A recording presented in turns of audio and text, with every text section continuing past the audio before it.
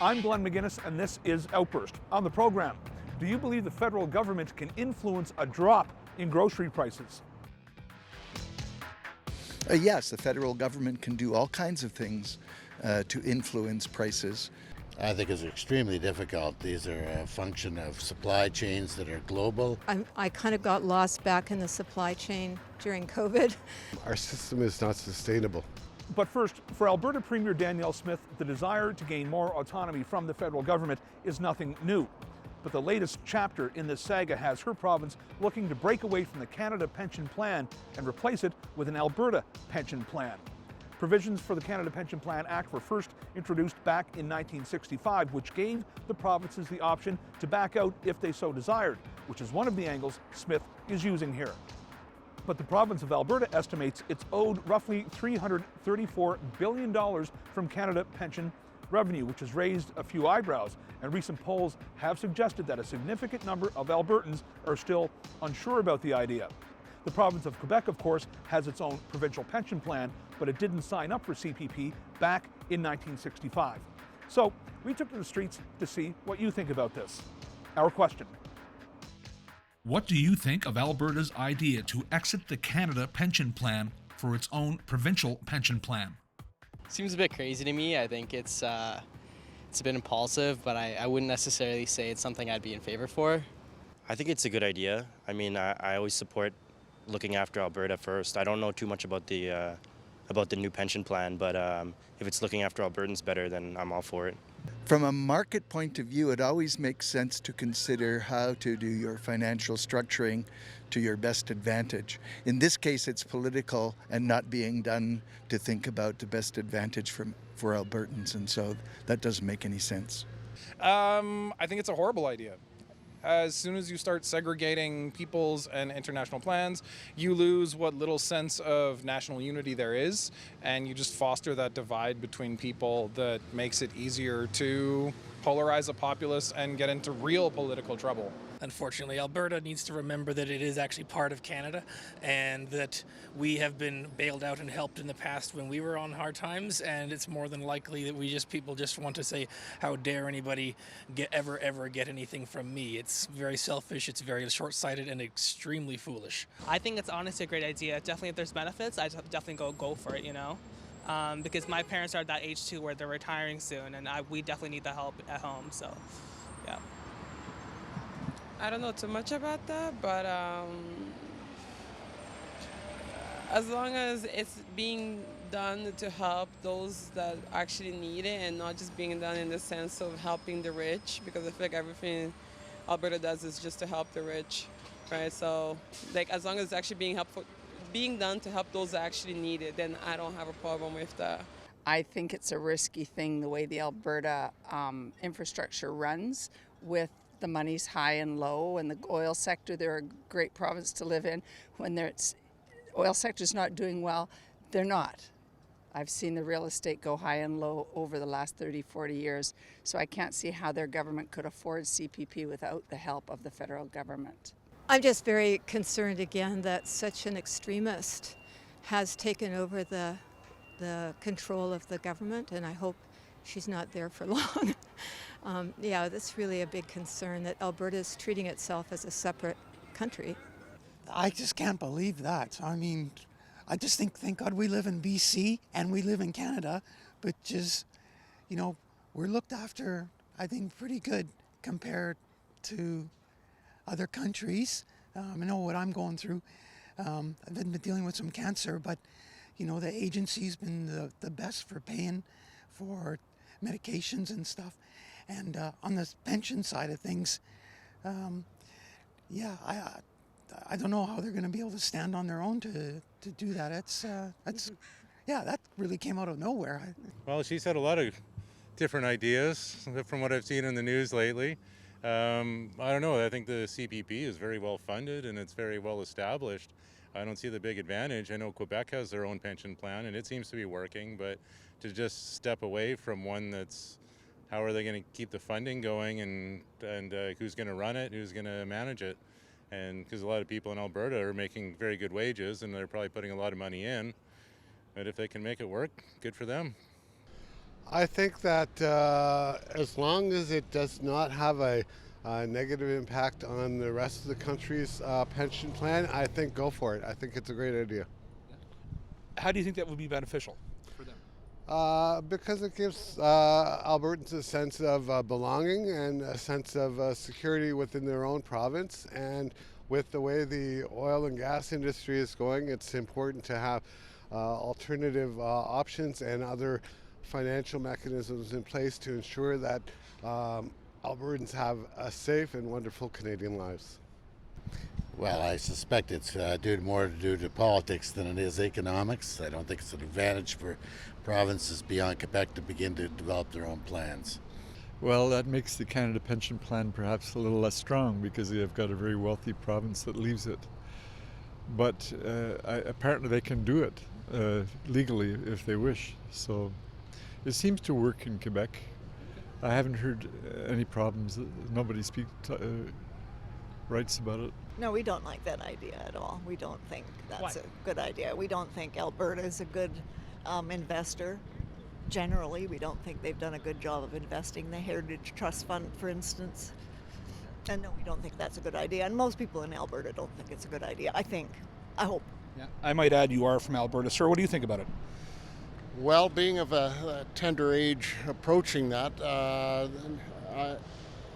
it's just politics by Danielle Smith. She's just attacking Ottawa, anything. If you can diffuse the attention from your own mistakes, then it makes somebody else like her perhaps look better to her base. But as my wife was saying, the majority of Albertans are not for this at all. It's a no-go. We don't trust. If they can afford it, go for it. I think it's far more complicated than we know. Why do you say that? Well, just to split away from the Canadian pension plan. I'm not sure how all that's going to work, and I want my pension. If you were an Albertan, you live in Ontario, but if you're an Albertan, what would you think about it? I'm not sure. I don't know enough about it really to, is it another step for them to to break away from Ottawa? At grocery store checkouts across the country, many Canadians are finding themselves paying more for oftentimes less value on their hard-earned dollar.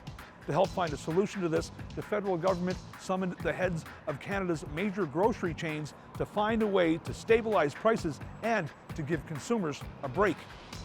Recently, Industry Minister François-Philippe Champagne says the big grocers have come up with proposals to stabilize prices through discounts, price freezing, or price matching. But reports also say that the big grocers are not fully committed to this plan as of yet. So do you think the federal government can alleviate sticker shock on grocery shelves, or is this just out of reach? Our question. Do you believe the federal government will be able to influence a drop in grocery prices? It depends. Like I've seen they're talking about trying to deal with the major grocery chains to see if they can adjust prices, but I think there's a lot of it to be tied to just general level of inflation in the economy right now, and that driving up everybody's cost of shipping and materials coming into the store. So I don't know if that's the government's place to be interfering with the market, but if there is collusion, which there has been in the past, then it's important to address that and to expose it for what it is. But otherwise, the market generally takes care of itself. I think that the big retailers have the ability to control the pricing a bit better than they are, especially in a time of interest rates being so high and incomes not following suit. So the big retailers should be able to help out, and I think they've been having some meetings along that way, and that there should be a bit of a correction. Well, they certainly can just do, what can they do? They can do a lot. They can find a different revenue. I think that what they've been just asking the CEO or whatever, the grocery company to come and just tell them what is your plan. Maybe the government might like to get a little bit more insights other than politics to get to understand what are they facing. How can we, as a consumer, as a government, can work together? That's something I honestly don't understand in terms of how that is happening. I kind of got lost back in the supply chain during COVID, so I don't really understand how and why the prices are going up. But I would hope that there'd be some way of at least providing some kind of intervention if there is gouging among the grocery stores. And also, again, just keeping the food banks plentiful, because I know they're suffering right now.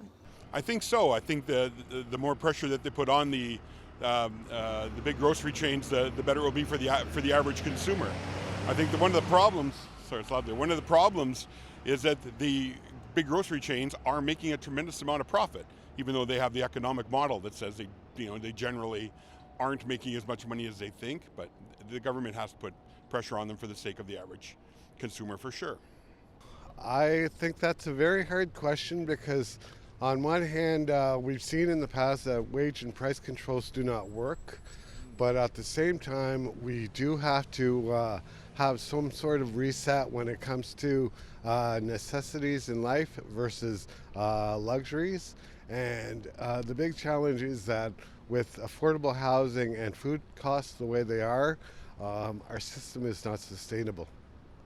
I think it's extremely difficult. These are a function of supply chains that are global, and they're a result of a series of commercial relationships among companies and producers.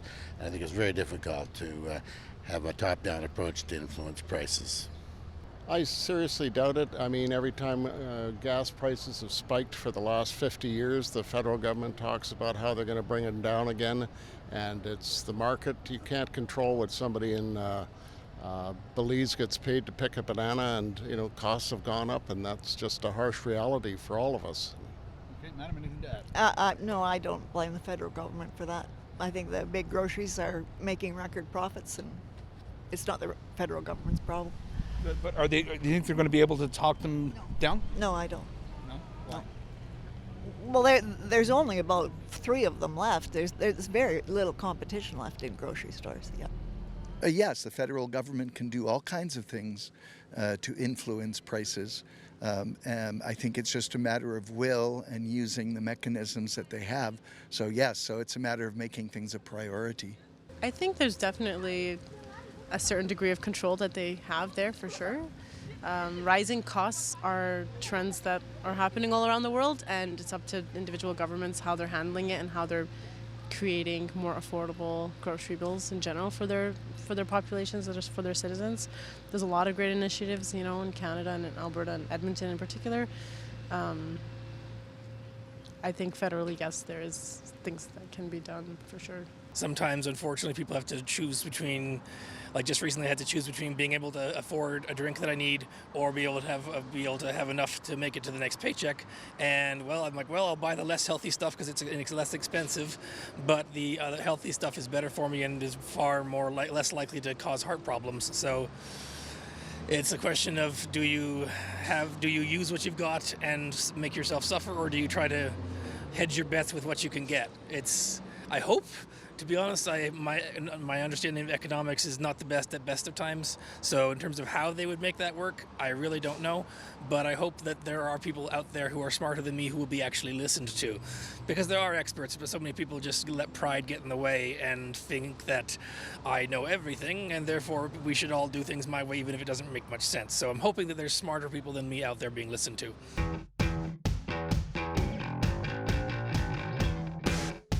What part of Canada is nicknamed the honeymoon capital of the world?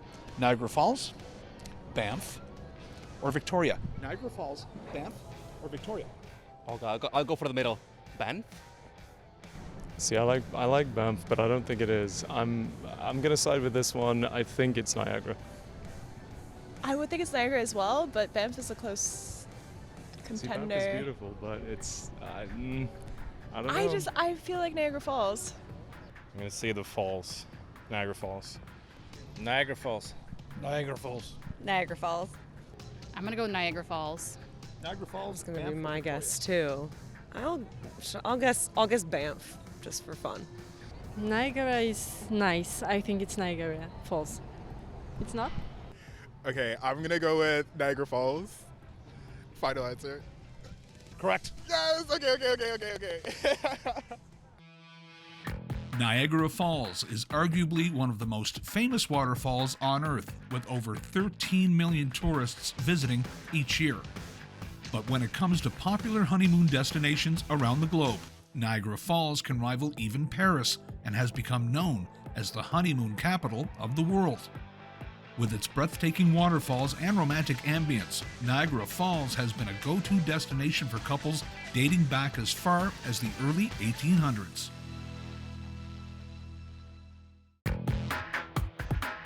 With the current housing crisis that we're facing right now, for many Canadians, the dream of owning their own home or even renting have been dashed because of skyrocketing housing prices, higher interest rates, or rents doubling or even tripling in many cases.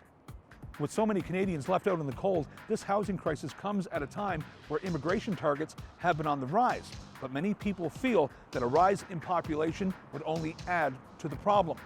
So we took to the streets to ask people if the number of newcomers to this country should be lowered until more housing becomes available. Our question: should immigration to Canada be decreased because of the housing crisis? Definitely not. They should keep the current rate of immigration in Canada, if not more. We have a huge job market of positions that Canadians that already live here will not do, work that they will not accomplish, and we need those immigrants to come in and do that work and to keep the economy pumping, especially with our very low birth rate in Canada. I think that both of those issues have to be looked at on their own merit. I do believe that we need a greater influx of people into Canada, but if we cannot house them, it's like advertising a product that you can't provide. So on one hand, you do have to find a way to ensure that we have continued immigration, but at the same time, you have to ensure that the housing and the other necessity-based mechanisms are in place to allow them to come here. No, I don't think immigration should be decreased because of housing. I think we should face the crises of housing head on, be able to get tiny housing and other innovative accommodation for people, but we also need people in our labor market. No. The housing crisis has a lot more to do with big houses and big properties and big developments in the suburbs. I think if cities just did a better job of planning their inner cities and planning multiple housing units, that's the answer. Okay, sir, any thoughts?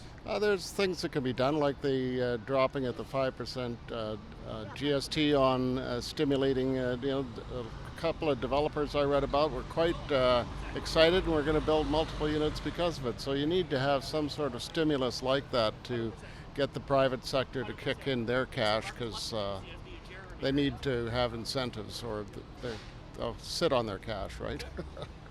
Yeah, the price of housing is one problem. The number of houses, yes, that's another issue. Affordable housing is difficult. We have more people on the street. We have people that can't even afford apartment living now. So there's a lot more issues going on than just immigration.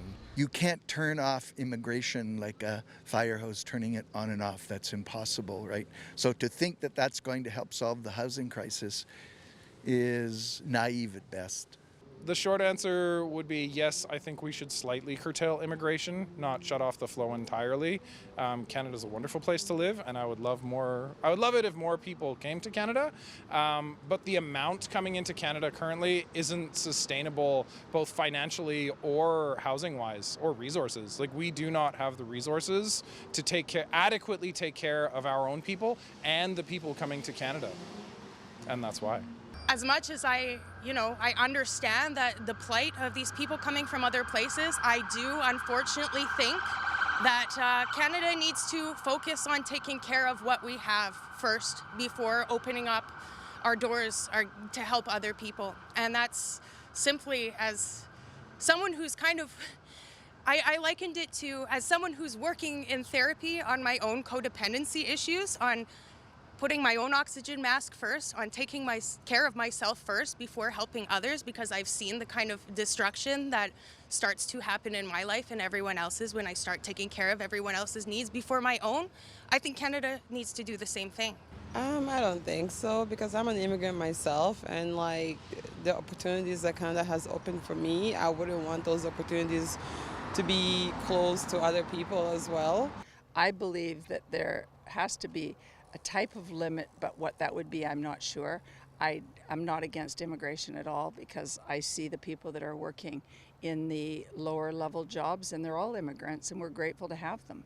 I don't think decreasing anything is a solution. Maybe increase the housing area. Like there's tons of places that you could actually be building more housing, and especially in North America, I've noticed everything is very just ground levels, right? Like if I come from Asian countries, we have skyscrapers everywhere. That could be the solution, just have more skyscrapers, or you have so much around, just build more housing. Linking it to immigration to me is really dangerous, because we really rely on immigration.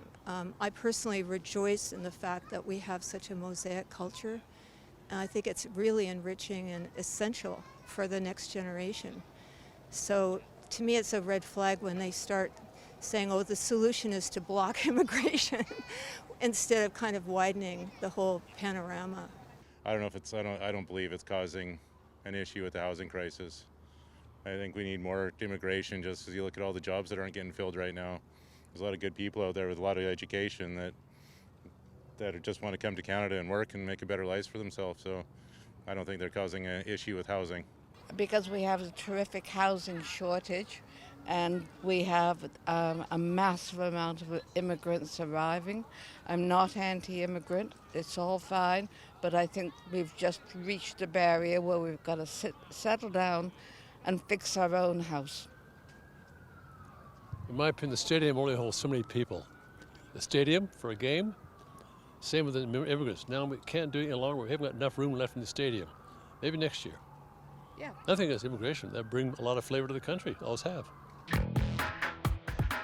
If you've been watching televised sporting events, or practically anything else for that matter, you may have noticed the abundance of gambling ads shown during commercial breaks. These ads often feature prominent Canadian sports figures pushing their product with billions of dollars in wagers on the line. Canada legalized single-bet sports gambling a little more than 2 years ago, and since then, the floodgates have opened with more gambling ads than ever before. But opponents feel these ads just normalize gambling and endanger the well-being of Canadians and Canadian families, and feel they should be put in the same category as cigarettes and alcohol. So we took to the streets to see what you think about this. Our question: should gambling advertisements be banned in Canada? I think yes. As a Christian, I think yes. And I think gambling is really becoming an epidemic right now. Like, I have so many friends my age that are addicted to online gambling, how accessible it is, just going to the casino all the time. It's really becoming a problem, and it's degeneracy, and the amount of money that a lot of people blow on gambling is insane, and I think it shouldn't be promoted. But at the same time, there's the freedom. But I think as much as we can, we should limit the promotion of these things the same way we limit promotion for things like cigarettes and stuff like that. I guess in the same vein that is advertising for cigarettes and whatnot, like there's a difference between just advertising, and there's a difference that is advertising responsibly. So I feel like as long as you're like acknowledging all the risks, I think it shouldn't be banned, but it shouldn't be equally as popular as like advertising for cereal, for example. People think they have a much higher chance than they actually do. So I feel like my personal opinion is that your money can be better spent elsewhere. And so things like gambling advertising gives people a sense of hope that's not necessarily really realistic to them individually. So yeah, I think minimizing that would help people save some money. Honestly, I'm not that concerned about gambling. I think children don't have access to it anyways. It's always been part of society. Other countries have had much more prevalent gambling than we have throughout the years, and I think it's up to a parent to educate their children on the risks associated with gambling and make sure that they're steered on the right course when they're young, so that when they get older, they don't fall into the habit. I have a very great concern about gambling addiction. I worked in Alaska as a psychotherapist with especially women who were addicted to pull tabs. And just, I understand a little bit about how toxic gambling addiction is. And it tends to go where people are underprivileged in some way. So when the economy starts to become challenging, gambling addiction goes up. And so just like you don't advertise cigarettes or you don't advertise alcohol, hopefully, luring people into gambling addiction, and sadly to think that a lot of our economy is based on gambling addiction, to me is really scary. So again, it's about being compassionate for how people suffer. I don't think they should have gambling ads. Personally, I think that's another addictive hobby, like drugs, alcohol could be too. But yeah, I don't think they should have gambling ads. Yeah, I think it's out there. You know where to go if you want to gamble. Yeah, I don't know if they really need to put it on TV to bring it up even more prominent, because like you say, it could wreck somebody's life if they, either which way, whether they go to the casino and gamble or bet online. But I don't know, do they really need to promote it anymore? I don't know. I don't think so. Banning it outright, I'm never a big fan of that, but it does need to be controlled and regulated just for the sake of, it's an addiction. So it's something that addicts a lot of people, so it needs to be controlled for their sake, I think. I'm not a gambler, besides the $6.49 ticket once in a while, but when I see them, it bothers me. Yeah, it wouldn't hurt my feelings at all if they were banned. Yeah, I think that we don't need them. We need more positiveness, that everybody is watching on whatever devices that we have. We need positive messages then, making good choices. I don't know whether they need to be banned. They certainly need to be better regulated. I think their impact on Canadian households is going to be extremely negative. We know gambling is dangerous. We know it's terrible outcomes as a result of some people's behavior, and we need to get a grip on it. No, I think with the internet, you can't ban anything anymore. So it's you should try and control it if it's an issue, if it's a problem for people, which it can be. But censorship never really works. Okay, madam? Yeah, they'll just find it somewhere else, gambling somewhere else if it's regulated. Yeah. It's an addiction, I think, probably like any other addiction. Thanks for watching this episode of Outburst on CPAC. If you have any comments about this show or any other show, you can find us on social media. You can also find us on our website at www.cpac.ca.